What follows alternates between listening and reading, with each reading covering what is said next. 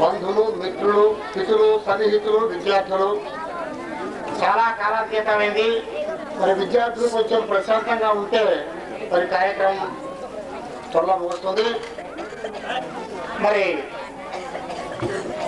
సత్యామరాజు గారి పదవీ విరమణ సందర్భంగా ప్రధాన ఉపాధ్యాయుల వారు, తోటి ఉపాధ్యాయులు, గ్రామ పెద్దలు, విద్యార్థులతో కలిసి ఇంత ఘనంగా ఈ సన్మానం చేయడం చాలా ఉత్తమమైన కార్యక్రమంగా నేను భావిస్తున్నాను. మరి ఈ సందర్భంగా సత్యామరాజు గారి గురించి రెండు మాటలు చెప్పదలుచుకున్నాను. 65లో పోకలగూడెం వారు మొట్టమొదటి కొత్తగూడెం సమితిలోకి వచ్చారు. వచ్చిన దగ్గర నుంచి దాదాపుగా 25 సంవత్సరాలు కొత్తగూడెం సమితిలో మరి చంద్రగొండ ప్రాంతంలో పనిచేశారు. వారు పనిచేసిన కాలంలో గ్రామాల్లో పేద బలహీన బడుగు వర్గాల ప్రజలతో సన్నిహితంగా ఉండి వారి పిల్లలకు విద్యాబోధన చేస్తూ గ్రామాల్లో ఆ రోజుల్లో చాలా అయోమయంగా ఉండేది. ఉత్తరం వస్తే కూడా చదివే వాళ్ళు ఉండేవాళ్ళు కాదు. మరి ఒక నిర్వచనంగా వారు మరి అక్కడ నిలబడి మరి తోటి ఉపాధ్యాయులకు, ఇతర ఉద్యోగస్తులకు అందరికీ కూడా ఆదర్శమైన జీవితాన్ని అందించి అనేకమైన సలహాలు ఇచ్చి మరి వారి యొక్క సేవలు అక్కడ అందించారు. మరి ఇక్కడికి వచ్చి 90లో ఇక్కడికి కేటాయించుకుని రావడం జరిగింది.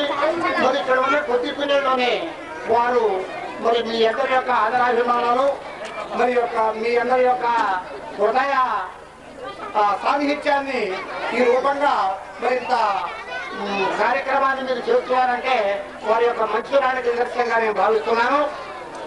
మరి తోటి ఉపాధ్యాయులుగా మేము వారి నుంచి అనేక సహాయ సహకారాలు, సలహాలు పొందటం, మరి అక్కడ కూడా ఉపాధ్యాయులంతా కూడా ఒక మంచి లక్ష్యాలు కలిగి ఉండడం కోసం వారు ఎంతో శ్రమ చేశారు.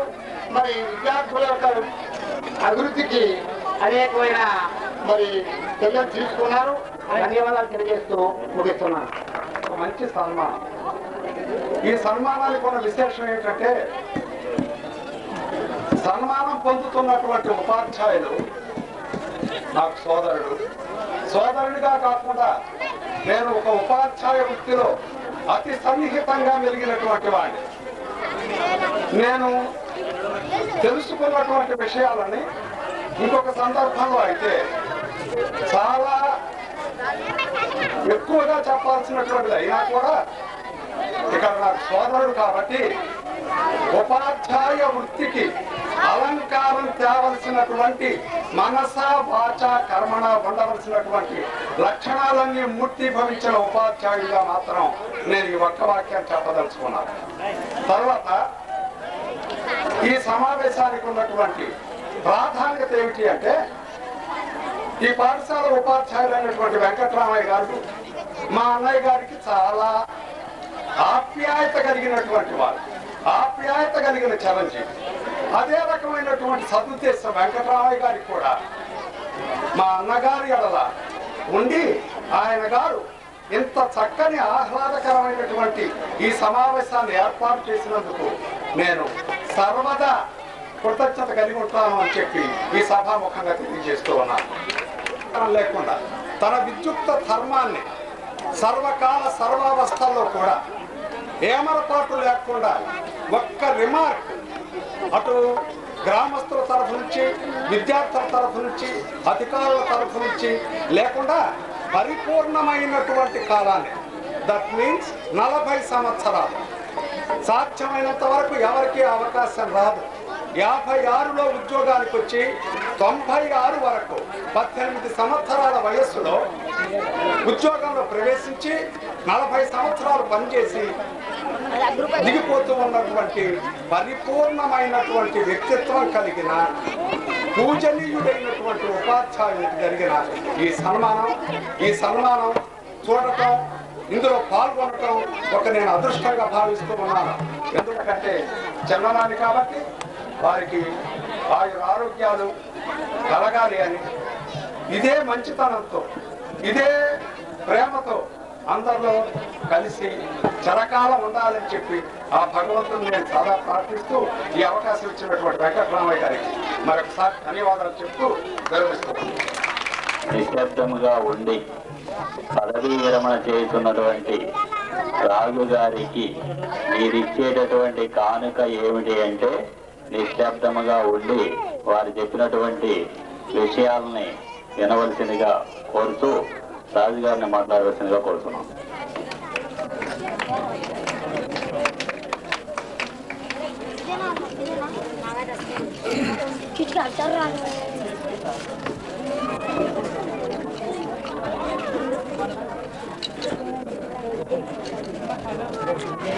గౌరవనీయులైన ప్రధానోపాధ్యాయులు మరియు సభ అధ్యక్షుల వారికి, పేరెంట్స్ కమిటీ ప్రెసిడెంట్ గారైనటువంటి అందరయ్య గారికి, ఈ సభకు ముఖ్య అతిథిగా వచ్చినటువంటి ఎస్ వెంకట్రావు గారికి, కొమరయ్య గారికి, శ్రీ నరేంద్ర బాబు గారికి మరియు నా సోదర ఉపాధ్యాయులు, సోదరి ఉపాధ్యాయులు, నా కుటుంబ సభ్యులు, బంధువులు,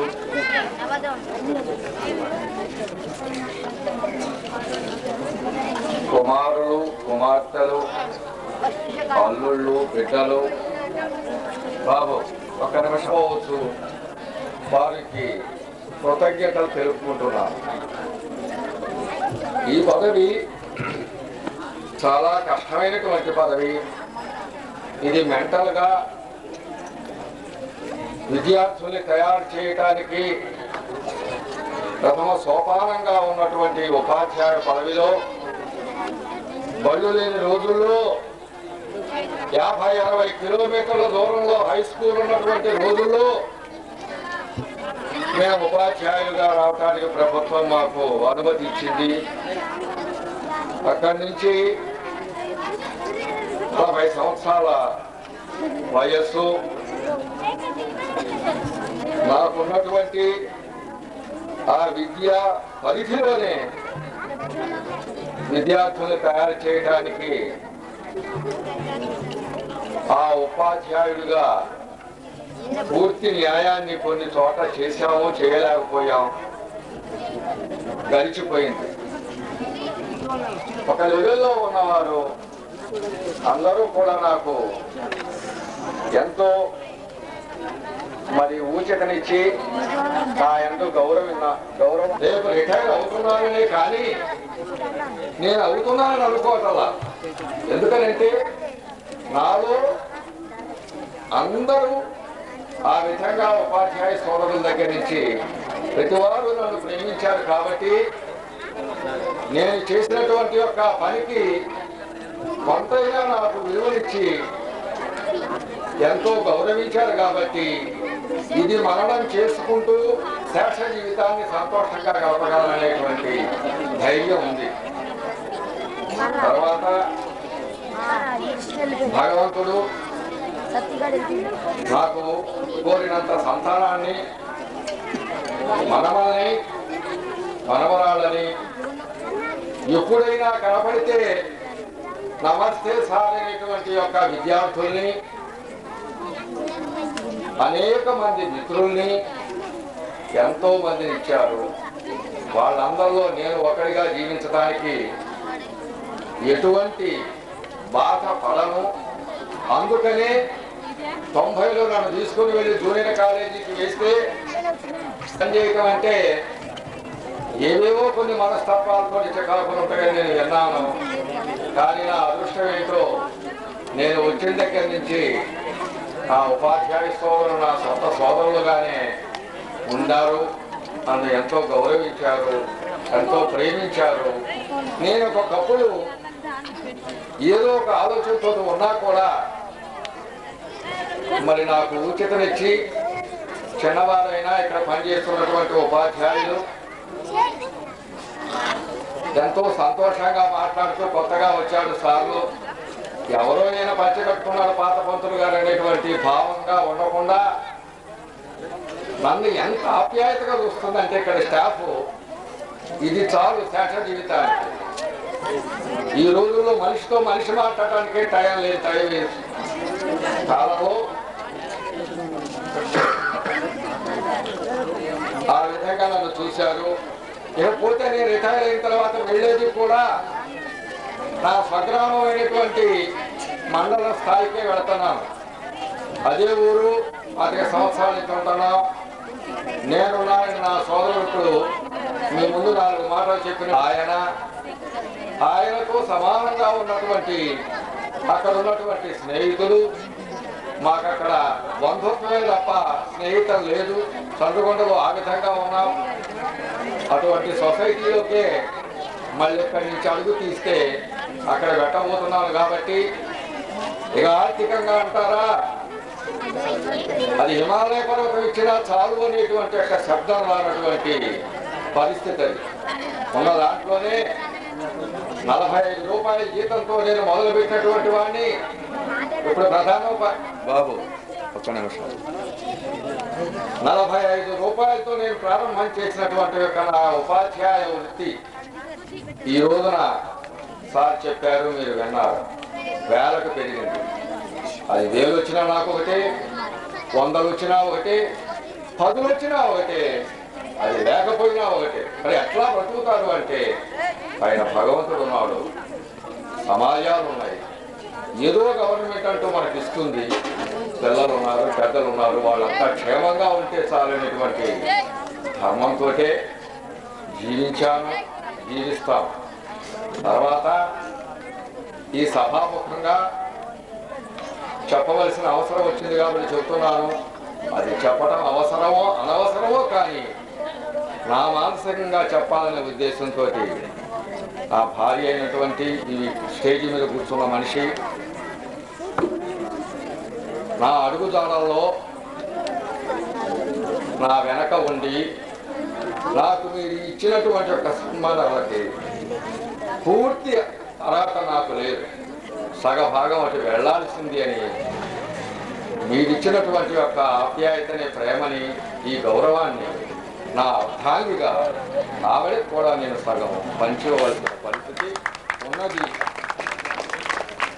ఎందుకనంటే పల్లెటూళ్ళలో తాను కూడా నా వెనక ఉండి ఇటు కుటుంబాన్ని సరిదిద్దుకుంటూ ఏ ఊళ్ళో కానివ్వండి, ఏ కుటుంబంలో కానివ్వండి, ఏ వ్యవస్థలో కానివ్వండి, ఒక మాట చాలు ఇరిగిపోవాలి.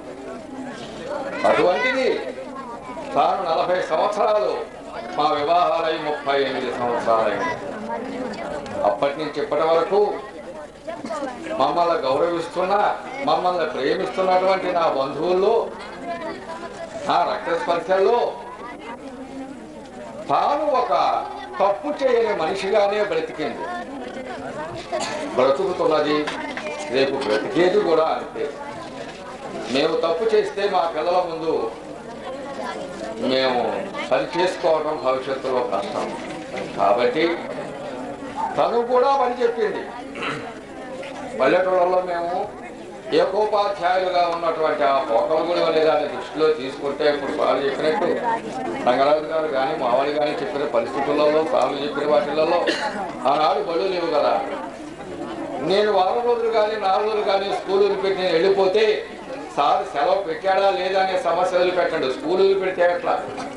తాను ఆ స్కూల్ని సార్ లేడు అనేటువంటి, రేపు నా భర్తకి చెడ్డ పేరు వస్తే ఈ ఊళ్ళో ఉండటం కష్టం అనేటువంటి మనసుకు ఆలోచనతో ఇటు బంధువులను సరి చేసుకుంటూ సర్దుకుంటూ ఆ విధంగా నాతో పాటు ఈ సంసార బాధ్యతని, ఈ జీవిత అర్థాంగి యొక్క అర్థాన్ని ఇచ్చి నన్ను ఎంతవరకు ఈ స్టేజీ మీద ఒకళ్ళకి తోడుగా ఉండేటువంటి ఒక అవకాశం ఇచ్చినటువంటి నా భార్యకు, ఆ తరువాత విద్యార్థులు ఎన్నో సన్మానాలు మీరు చూస్తున్నారు, మీరు చేస్తున్నారు, మీరు పంపిస్తున్నారు, సార్లు వెళ్ళిపోతున్నారు, ఒక్కరు లేరు ఇక్కడ. దరిదాపుగా సార్ అన్నట్టుగా నేనే లాస్ట్. సరే ఏదైనా ఆగవు, ఆ అలవాటు ఉన్నవాళ్ళం కాబట్టి మంచిగా వచ్చాము. మరి వెళ్ళే నిజంగా పడుతున్న బాధ మన మిత్రులు అజీజ్ గారు అయితే ఏంటి, అమ్మాయి గారు అయితే ఏంటి, ప్రెసిడెంట్ గారు అయితే ఏంటి, అందరూ బాధపడుతున్నారు. ప్రతి వాళ్ళు కూడా బడి అనగానే ఒక పక్కన సంతోషం, ఒక పక్కన విచారం. బడికి పిల్లగాని పంపించాలి కానీ చదువు రావట్లేదు. దీన్ని ఎవరు అనాలి? గవర్నమెంట్ అనాలా, డిఈఓ అనాలా, స్థానంలో అనాలా, హెడ్ మాస్టర్ గారు అనాలా? ఎందుకు ఆ జీతం, ఆ జీతాలకు ఉన్న విలువ ఏమిటి? బయటకు వెళ్తే రూపాయికి విలువ ఎట్లయితే లేదు, ఇక్కడ బాబు బయటకు వెళ్తే రూపాయికి విలువ ఎట్లయితే లేదు, ఇక్కడ బాబు ఆపు చేయమంటావు. చెప్పకపోతే అసలు ఈ స్కూల్ ఎట్లుండేది? 22 మంది ఉన్నటువంటి ఒక ఈ స్కూలు. ఒకనాడు మా సోదరుడు ఇక్కడ పనిచేశాడు తిరుమలరాజు. ఆనాడు ఎట్లుంది? 22 మంది స్టాఫ్, రౌఫ్ గారు, నరసయ్య గారు. ఆ కాలం అయిపోయింది. ఈ కాలం వచ్చేటప్పటికల్లా హెడ్ మాస్టర్ గారు మాట విలువే లేకపోతే ఎట్లా? హెడ్ మాస్టర్ గా ఇక్కడ కూర్చొని ఒక అప్లికేషన్ పంపిస్తే డిఈఓ దాన్ని ఖాతరు చేయనప్పుడు ఇంకా ఎవరికి చెప్పుకుంటారు ఆయన గారు? దానికి కొన్ని విలువే ఉంది. ఇద్దరికి ఆ రోజులు అప్పుడు లేదు కాదు. ఒకసారి హెడ్ మాస్టర్ గారు డిఈఓ దగ్గరికి వెళ్ళొచ్చాడు అంటే పని అయిపోవస్తుంది. పని అయిపోకపోతే అనవసరమే కాదు. అటువంటి యొక్క పరిస్థితులు పోతే మరి మీరు ఆబ్సెంట్లు అవుతా ఉంటే ఆ ఉన్నది కనీసం పోనివ్వండి. 4 సబ్జెక్టులు, 1 సబ్జెక్టు, 2 సబ్జెక్టులకు న్యాయం చేస్తున్నారు కదా. నాకు ఎంతో ప్రేమని, అనురాగాన్ని, ఆప్యాయతని పంచినటువంటి యొక్క ఇక్కడ సోదర ఉపాధ్యాయులకు, ప్రధాన ఉపాధ్యాయుల వారికి, సోదరి ఉపాధ్యాయులకి, పేరెంట్స్ కమిటీ పెద్దలకు, అందరికీ, ఇక్కడ హాజరైన వారికి నేను ఏదైనా ఒకవేళ పేరున చెప్పలేను కాబట్టి మీరంతా ఆ వయసులో కంటే చిన్నగా ఉన్నటువంటి వారికి ఆశీర్వదిస్తూ, పెద్దవారి అధ్యక్షుల వారికి, తర్వాత మీ అందరికి ముందు పిల్లలకి, మా శిష్యులే 9 అయింది. ఇంతవరకు కూడా ఇంత నిశ్శబ్దంగా నా యొక్క వాక్యాలు విన్నందుకు, ఇంకా నేనేమైనా చెప్పవలసింది మర్చిపోయినా, చెప్పలేకపోయినా, ఎవరికైనా బాధ కలిగించిన వారందరికీ నా పొరపాట్లు ఏమైనా ఉంటే మన్నించాలని కోరుతూ, నాకు ప్రస్తుతం సహోపాధ్యాయుడుగా నా పక్క సీట్లో కూర్చున్నటువంటి వెంకటేశ్వరరావు గారికి చిన్న వయస్సు, ఆయనకి కూడా నా ఆశీర్వాదాలు అందిస్తూ, మరొకసారి వెంకటరామయ్య గారికి నేను ఎందుకు చూస్తానంటే ఏమిటో అటువంటి ఆప్యాయత వారి మీద నాకు ఉంది, నా మీద వారికి ఉంది. వాస్తవంగా కూడా నా పెన్షన్ ఫారాలు ఆయన చేతి మీదనే పూర్తి చేయించుకున్నాను. ఎంతో మంది ఉన్నారు, ఎంతో మంది పూర్తి చేస్తామని అన్నారు కూడా. నాకు ఆ పేరులో ఉన్నటువంటి విశ్వాసం, ఒక మనిషికి ఒక్కొక్క పేరులో ఆ విశ్వాసం ఉంటుంది. ఆయన వ్యక్తిత్వం మీద, ఆయన నాకు మీద చూపిస్తున్నటువంటి యొక్క ప్రేమ వల్ల,